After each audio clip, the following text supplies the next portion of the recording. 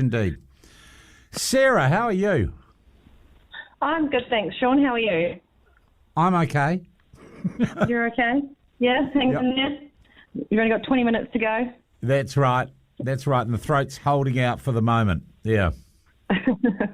Very good. I was just ringing up about the OK symbol and you know, I mean, I'm a former lefty, right? And luckily I kind of renounced that ideology before it got really crazy. And I just can't believe what the left has become. Like, it's just there's just no common sense anymore. And, you know, on one hand, they've got this whole, fabricated kind of hoax thing, meme, you know, the OK symbol that they're now using to smear anybody that has a counter-narrative to the mainstream. But on the other extreme, they've now nominated Black Lives Matter for the Nobel Peace Prize.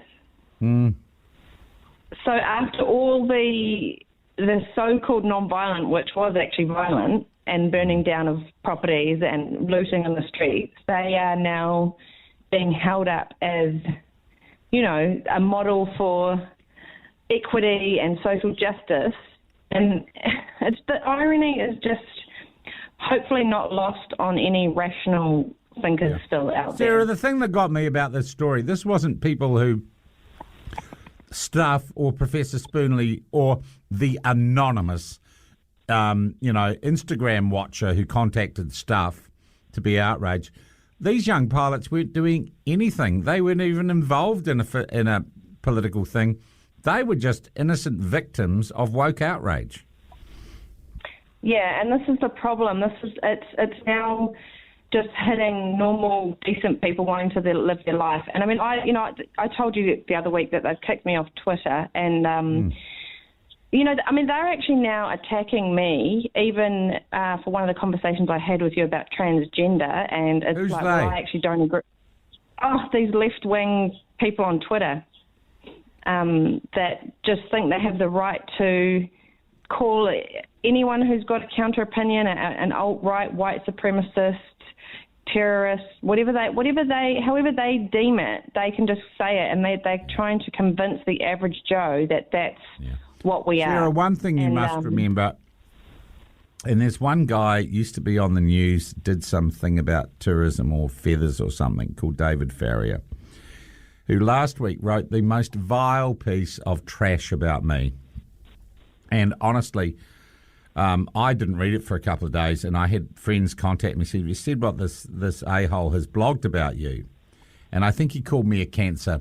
And it was all based on some anonymous so-called complaint about the News Hub newsroom and someone who cried in the toilets or something. And I looked at it and I thought, well, that's obviously defamatory, right? I could call the lawyers and everything. And then I thought, oh, God, anyone who reads it with half a brain will just get the idea that this guy has got a bee in his bonnet about me.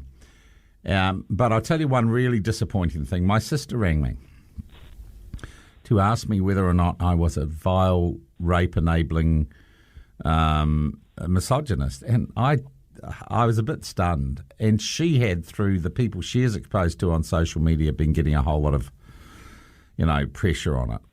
Which really peeved me off. But still, at the end of the day, David Farrier can go and stew in his own juice. And he wouldn't have the guts to ring this program or broadcast the way I do. And Sarah, you must remember that those who are primarily engaged in this sort of trolling against you are a tiny, tiny number of people. They mainly just talk to each other. And the vast majority of people either don't care or are probably more aligned to you than the other guys. It's really important you do that for your mental health. Yeah, no, definitely. And, I just find it all quite hilarious, actually, now. The thing that does concern me, though, is the young people, because these ideologies are going through the schools now. Yeah. And you've got people like Chloe Schwarbrick. They're kind of idols of the youth, almost. I was wondering today, actually, Sarah, whether or not Chloe Schwarbrick is a white supremacist. She used the words OK in OK Boomer. Definitely a white supremacist, yeah. It's just, I just don't even know what to make of it anymore. We live in Sarah, are you back on Twitter? Have you managed to reconstitute an account with a different email address or something or not? I've moved to Gab and I've moved to MeWe and Telegram. I'm kind of just moving over to the alternative platforms now. I can't really be bothered. Here's a wild idea, Sarah. Why not just ignore social media completely and just live your best life without it? Oh, because I finally got involved again after being off social media for over 10 years. Because we're in an information war and people are being discredited who actually have good voices. You know, it's about having an array of voices available in the media, and now so many people are on social media. It's good to have eclectic voices to keep people thinking and keep people questioning. Yeah. And I think it's part of a healthy democracy. And this cancel culture that the left is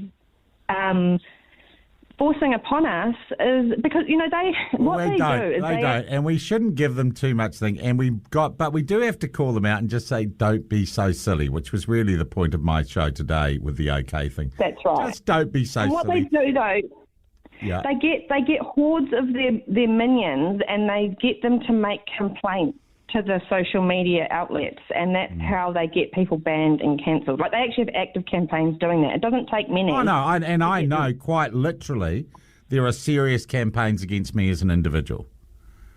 Yeah. And I know. Yeah, and you're a good voice in this country, you know, and we still need people like you. So if they cancel you, that's one less voice standing for reason and logic and balance. Yeah. Well, I think that was a very okay call, Sarah. Always happy to talk to you. Take it easy. And you, Sean. Thank you. Cheers. Right. 14 minutes to 4. We'll take the break. The Ryan Bridge Drive Show, 4 till 7 p.m. weekdays on Magic Talk. PETA, the animal rights organisation, People for the Ethical Treatment of Animals, they have demanded this week that people